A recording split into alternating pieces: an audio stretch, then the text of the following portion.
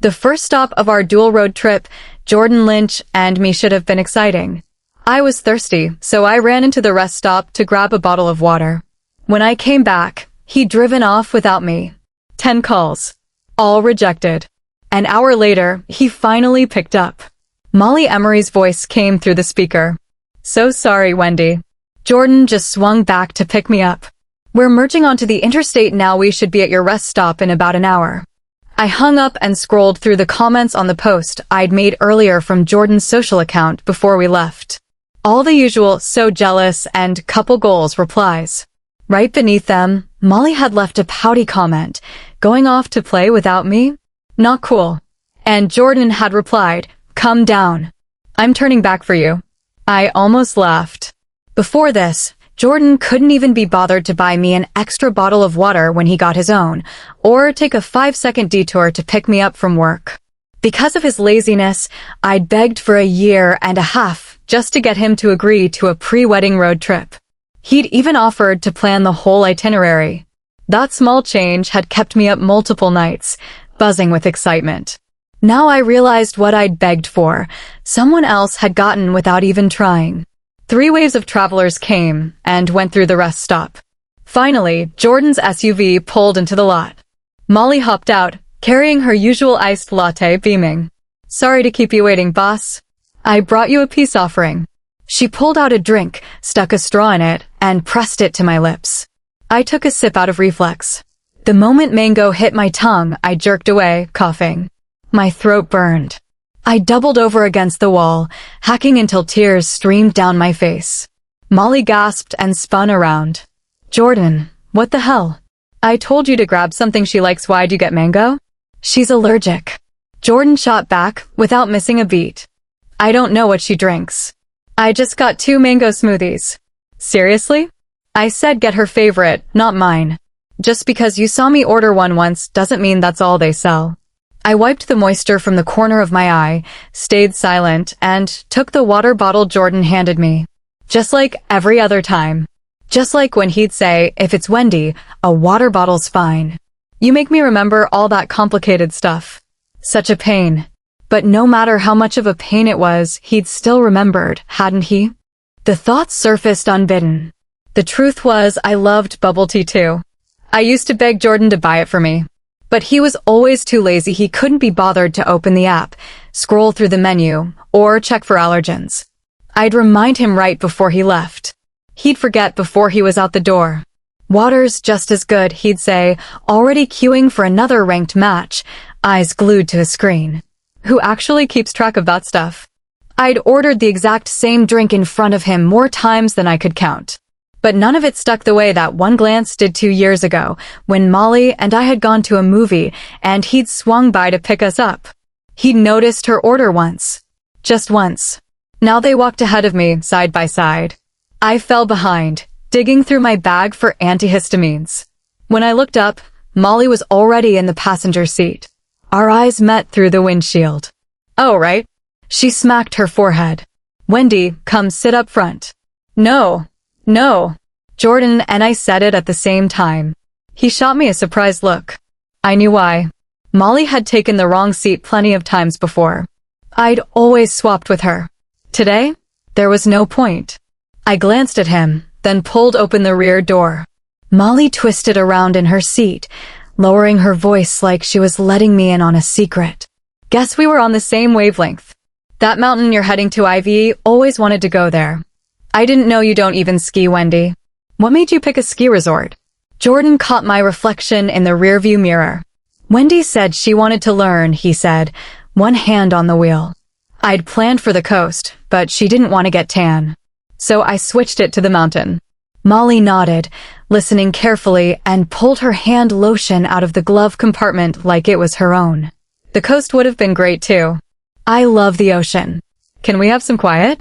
Jordan cut in, turning on the music. It was his morning alarm song. My mind snapped back to the morning after he'd agreed to this trip over a year ago. I'd woken up early, buzzing with happiness, and turned off his alarm. Then, on impulse, I'd opened his messaging app. Molly had sent him a few complaints about work the night before. I scrolled up. Froze. I need a break so bad. I want to go to the beach. Hey boss, if you guys hit the coast, take me with you. Jordan had replied, sure. I stared at those messages for 10 full minutes. My eyes burned before I locked the screen. When he woke up and wrapped his arms around me from behind, I kept my voice casual. Let's not do the coast.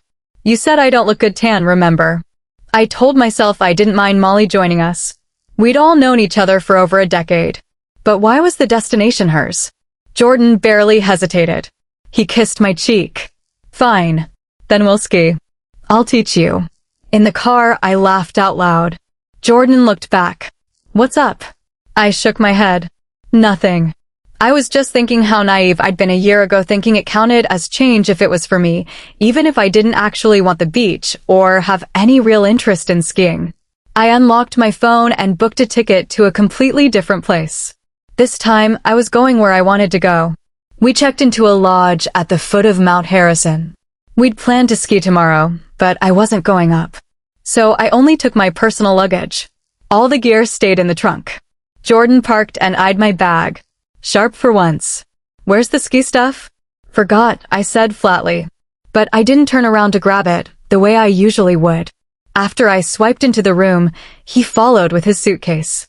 I was crouched on the floor digging through my things when he came up behind me. You mad? No. He pulled me up and into a hug. His arms were always warm. They had once held all my fears. When I was younger, he was just the boy 1 year older than me. Then he beat up my stalker ex-boyfriend, wrapped his arms around me while I shook, and suddenly my heart was racing. Now, it barely stirred. He chuckled. You're jealous, aren't you? Because I brought Molly along. I only did it because she's your best friend. Otherwise, I wouldn't even look at her. He cupped my face and pecked me lightly. Molly said you're petty. I didn't believe her. Guess she was right. That laugh hit me like a needle through my already aching chest. His phone buzzed. He glanced at it, sighed, and shook his head. She forgot her hand warmers. I'll take her some. He bent down, pulled a huge stack of heat packs from my suitcase, and walked out to the room next door. I looked at the 2 lonely packs left in my case. A chill crept through me. I remembered the time I'd forgotten my pajamas in the bathroom, right next to his hand, and he couldn't even be bothered to get up and pass them to me. Now he was walking more than 10 steps across the hall to Molly. No hesitation. He didn't come back for 2 hours. When he did, he seemed like he wanted to explain something. But I was already turned away, lying still. The next morning, I woke to find Jordan already dressed and Molly, who'd apparently slipped in, standing in front of him while he adjusted her collar. Zip it all the way up. You'll get cold. Molly stuck out her tongue. I sat up. I'm not going today. I'd never planned to go. Watching them move in sync, I figured I'd only be in the way. Wendy, you're awake? What did you say? Molly blinked, then slapped Jordan's arm. She called you. Say something. Jordan smirked. You think she needs coaxing like you do? He turned to me. I was going to let you sleep in, but we forgot to call you. Hurry up and get ready. We're leaving. He grabbed his gear. Molly, let's go. We'll wait for Wendy in the lobby. I stood by the window and watched them below. Molly walked ahead, glancing back to laugh at something she'd said. Jordan answered, chatting easily, unlike with me, when conversation was a rare commodity. They always had so much to talk about. I didn't game. Didn't do extreme sports. Cave diving, skiing, skydiving, none of it was my thing. I couldn't share any of it. But 10 years together, and I'd never seen that as a problem. People don't have to be alike to be together. Now, watching Jordan smile down there, a smile bigger than any lazy weekend with me, bigger than when he'd pretended to like the cocktails I'd fumbled together. I knew. He was happier today. 100 times happier. I opened our chat thread. He'd just texted, "When are you coming down?" My fingers froze over the keyboard. I couldn't type, "Let's break up."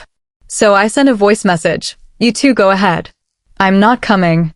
"Jordan, we're not right for each other. Let's end this." He replied with a single word, "Okay." Then another voice message. "Okay, but catch up. We'll wait for you ahead." Had skimmed the first message, seen only half of it, and skipped the second altogether. Classic Jordan. He'd assumed I'd say, "Wait for me." He always had. I set the phone down. Silence. The room phone rang. I picked up. Yes, I booked a driver to the station. By the time I started feeling feverish from the temperature drop, my mind had fogged over. When I came to, there were a bunch of missed calls. I didn't check who they were from. I dialed back. Wendy, why didn't you follow us? His voice came through the speaker and echoed from the hallway at the same time. Jordan was right there, his face dark, his eyes locked on my suitcase. What the hell is your problem? Why didn't you come? Do you have any idea how worried Molly was? She fell off the mountain trying to find you. She's still missing. I blinked and pieced through the missed calls. She didn't call me. He smacked the phone out of my hand. It dropped into the snow. His stare was glacial. You're throwing a tantrum because I brought Molly along. Now she's hurt and you're playing innocent. I never thought you'd be the type to let your best friend die. My temples throbbed. I rubbed them, bent down, and picked up my phone. If that's what you think, fine. I grabbed my suitcase. He caught my wrist. You're not leaving. You're coming up with me to search. He was stronger than me, and I was burning with fever. I barely had time to grab a jacket before he dragged me up the slope. Search teams were already there, but the wind was picking up. Visibility was dropping. Jordan pulled me along. Only our breathing broke the silence. He frowned back at me. How many heat packs are you wearing? Your hands burning. My lips were pale, none. He scoffed, sure. 100 yards farther, the snowstorm tightened. Visibility dropped to less than 3 feet. Then, through the wind, a cry. I barely had time to process it before my hand was ripped away. Molly! I'm here! The snow was thick but unstable. I stumbled backward and tumbled down a slope, rolling 10 yards until my back slammed into a rock. Through the blur, I saw him hoist Molly onto his back. Their silhouettes merged. The wind roared. Molly yelled into his ear, "Where's Wendy?" He scanned the white. He didn't see me. Forget her. You're what matters. I woke up in the tiny Pine Ridge hospital. Molly sat beside me, red-eyed, gripping my hand. Thank God you're awake. You scared me. It's all my fault. There was no signal on the mountain. I couldn't call you, and then I slipped and fell. And Jordan, why did he drag you up here? I listened in silence until she ran out of words. Wendy, why aren't you saying anything? Is your throat sore? She's got nothing to say, Jordan cut in, walking in with a paper bag. Stop covering for her. She was in the wrong. He set the bag down. Got you chicken noodle soup. Wendy, you could have just told us you weren't coming up. You're an adult. Act like one. I looked at the soup. I had no energy to explain. I stirred the noodles without taking a bite. His impatient tisk cut through the quiet. He grabbed the spoon and aimed it at my mouth. I turned away. I don't want it. What do you mean? You always. Molly reached for it. Don't fight. The soup spilled across the bed. Panic flooded Jordan's eyes. Molly, are you okay? She shook her head, tears welling, dabbing at her jacket with napkins. It's fine, it's my fault. I shouldn't have come. If I leave, you two won't fight anymore. She bowed slightly toward me. That's when I saw it. A hickey on her neck. Our eyes met. I understood. The fever surged, and my hand swung hard across her face. Wendy! Jordan's hand flew back, and he slapped me. I clutched my cheek, hearing nothing. He chased after Molly. At the door, he turned. She's your best friend. What the hell is wrong with you? I laughed softly. My palm was wet. My phone screen lit up. Train departure in 3 hours. I knew. I had to go. Jordan chased Molly back to the lodge and stayed until she cried herself to sleep. He pulled out his phone, restless, intending to text Wendy. He stared at the chat window. The 2 voice messages she'd sent before they left. He'd only listened to one. Something tugged at him. He tapped the first. You two go ahead. I'm not coming. His pulse stuttered. He'd misread her. Then the second, still marked unread. Jordan, we're not right for each other. Let's end this. His mind went blank. He tapped again, as if rewinding could undo it. Her voice, familiar and soft, came through again. But it wasn't a tease or a goodnight. Jordan, we're not right for each other. Let's end this. He tried to laugh. He couldn't. Not right? He'd never thought about whether they were right. He was happy with her. He loved holding her and kissing her. Wasn't that enough? They'd known each other since preschool. He knew everything about her, no one else could claim that. Through the cracked door, Molly's voice, nasal and drowsy. Jordan? You still there? Yeah. He was startled by his own hoarseness. He pushed back in. Molly sat up, her pajama strap loose, the red mark on her neck visible. He'd put it there that morning. She'd asked him to wake her up. He'd gone in, tapped her shoulder, and she'd pulled him down by the neck. Bright eyes. He leaned in. Left a mark. Neither of them had said a word to Wendy. At the time, it didn't feel like a big deal. Now, could that be why she'd said it? Molly reached for him in the dark. He yanked away. What's wrong? For the first time, he felt disgust at the blurred lines with someone who wasn't his partner. Wendy's still at the hospital. I need to see her. The snowstorm was brutal, but he walked fast, slipping twice. When he reached the hospital, the bed was empty. A nurse passed by. Room 13? She left a while ago. Looked pretty happy, actually. Jordan leaned against the wall, gasping. Did she say where? The nurse thought for a moment. Maybe a trip. Or home. But she seemed cheerful. He sat on the empty bed and dialed. Over and over. On the 30th call, blocked. Every social platform followed suit. He'd never imagined the girl who'd trailed behind him since childhood would leave like this. By the window, patients watched the snow. Crazy storm. Might shut the pass. If it does, nobody's getting to the city. Hey kid, you okay? Jordan shot up. They backed away. He ran back to the lodge, blindly stuffing everything in sight into a suitcase. His phone fell onto the carpet and buzzed. He grabbed it, saw the name, then set it down. 3 minutes later. Knock. Jordan, I feel dizzy. I'm freezing. Do you have any medicine? Molly's voice. He'd never found it so grating. If not for her, Wendy would still be here. The road trip would have been perfect. Then she'd marry him. That had been the plan. The room was warm, but his mind was frozen. The door clicked open. Molly hurried in, her cheeks flushed. Maybe she really was feverish. Where are you going?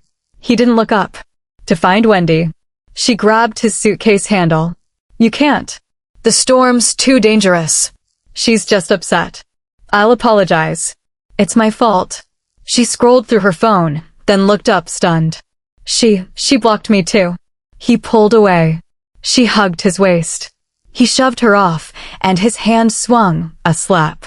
Molly, did you ever feel sorry? Even once. His voice was cold. He saw the red mark bloom on her cheek. He'd never hit Wendy before. He remembered she hated pain. At 8, she'd run a fever and hidden from the nurse. He'd found her. A tiny needle, seconds of pain, and she'd cried for half an hour. The doctor said she felt pain more acutely than others. Does it hurt? Jordan's voice drifted. Molly stepped closer. Yes. Jordan, trust me. I know Wendy. She's easy to win back. She loves you so much. She grabbed his wrist, then went limp. He caught her. She was burning. He laid her on the bed and let go of the suitcase. I'm sorry, she whispered, fragile. I'm useless. Wait until I'm better, then go find her. I'll be fine. She cried herself to sleep. The fever broke past midnight. At dawn, his mother called. Jordan, did you and Wendy break up? He glanced at Molly's furrowed brow and lowered his voice. No, we argued. She's upset. Really? Because I ran into Mrs. Tanner today. She said Wendy's going on a blind date. His mother sighed. I love Wendy, but honestly, if you don't care about her, don't string her along. I do care. Just what? She sighed again. You never even remembered what she liked. You drove past her office and made her take the subway. Molly stirred. Jordan, who's that? A soft, sleepy murmur. His mother went silent, then exploded. Are you insane? She hung up. Minutes later, a photo appeared. I was going to feel sorry for you. Now, you deserve it. Mrs. Tanner just told me Wendy's already met her blind date. Look for yourself. Jordan stared at the photo. 3 seconds. Mom. This is obviously Al. Wendy doesn't wear red. Red is her favorite color. You're the one who doesn't like it. Molly rubbed her eyes. Jordan, you look awful. Want a rest? He stood, going out for some air. His thumb found their chat again. The voice message. He played it. The lodge staff announced that the pass was closing for a month. He didn't remember walking down to the vending machine, but he'd bought 2 hot cocos. Her voice echoed in his head. Jordan, do I look good in red? Not really. I don't like red. Huh. I'm wearing it anyway. After that day, she'd never worn red again. He cracked open a can. Steam rose. You remember? I like hot cocoa, not hot cola. Who drinks that? He'd been queuing for a match, head down. How am I supposed to remember that? How could you not? I swear, one day I'll dump you because of your useless memory. The can hit the floor. He snapped awake, sprinted to the SUV, and tore out of the lot.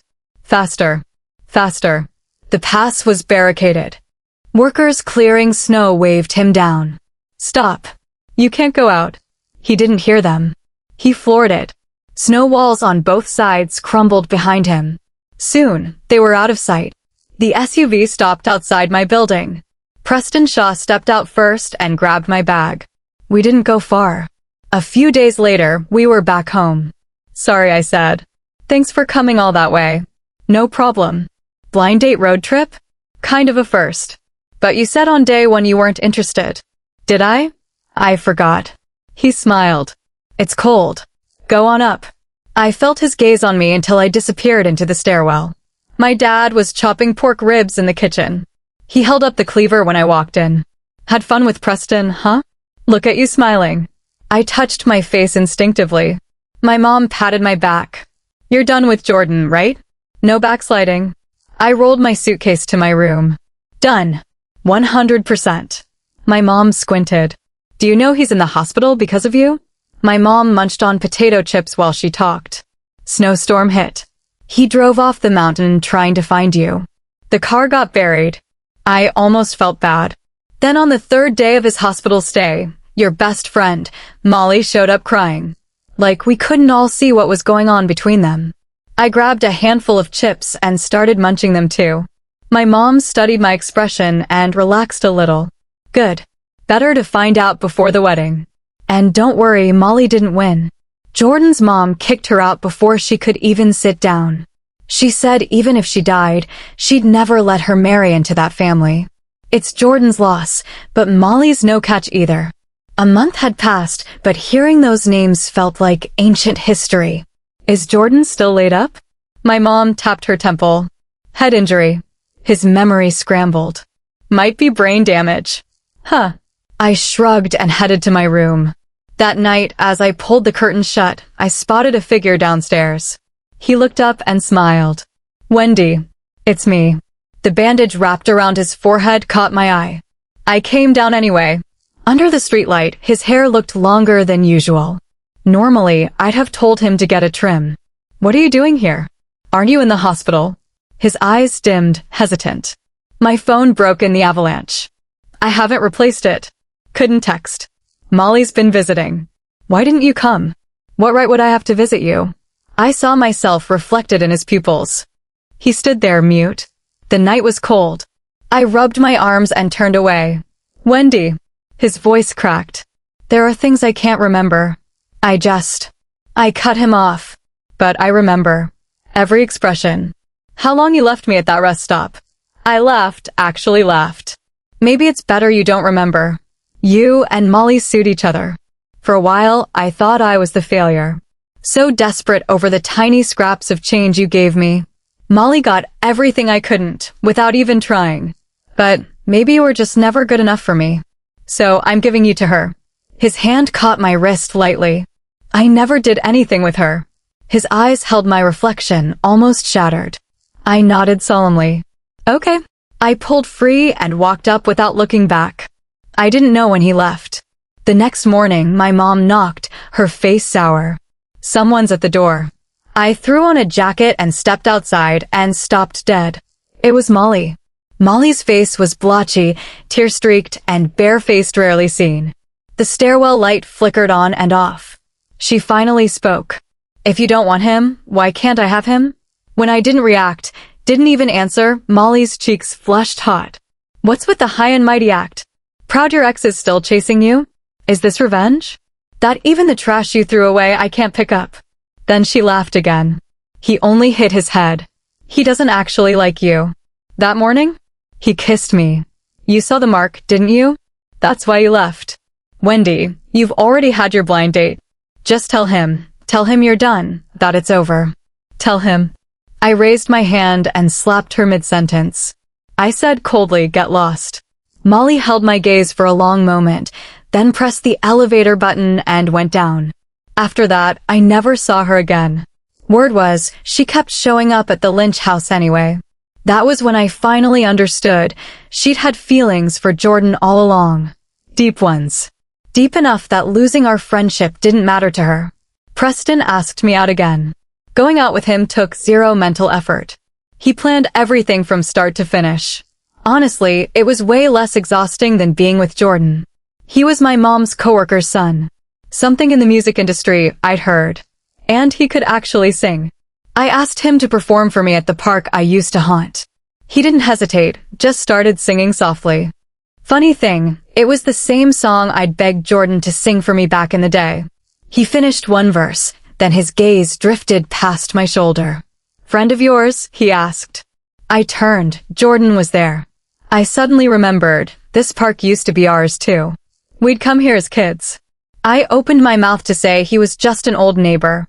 Before I could get the words out, Jordan's fist slammed into Preston's face. What the hell?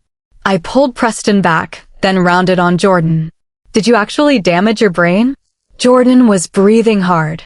He stepped forward and took a punch from Preston. Preston wiped his lip. That's for earlier. I handed him a handkerchief. Jordan watched, his chest aching with something sour. You picked a violent psycho? He hit you, not me, I answered without missing a beat. He choked. He remembered his own slap in the hospital. Then he raised his hand and slapped himself. Hard. Then another. I watched the whole thing. Felt nothing. I took Preston's arm and turned away. After that, I barely heard anything about Jordan. 2 years later, my mom dropped off a wedding invitation at Mrs. Lynch's place. That's how we found out Jordan had expanded his business out of state. He was working nonstop, ended up with a stomach bleed, and spent whatever free time he had recovering. Even his own mother hadn't seen him in 2 years. She also mentioned Molly in passing. A year earlier, Molly had been in a car accident. Lost the use of her legs. Fell into depression. She'd shown up at Jordan's office, claiming they'd had an affair. She told anyone who would listen that she was the one who'd driven me away, that Jordan really loved her. 2 weeks later, her family had her committed. After recapping all that, my mom was thirsty. Preston pulled water from the trunk. I took it and twisted the cap open for him. I took a long gulp, and the car rolled forward. Through the window, I caught a figure on the sidewalk, tall, lean, hair a little too long. Preston glanced over. What are you looking at? I turned back. Nothing. But I snuck one last look over my shoulder. Jordan, at your stop, I get off first. This is Listening Novel. We appreciate you spending your time with us. If you enjoyed today's story, please like and subscribe for more stories, and stay tuned for what's next.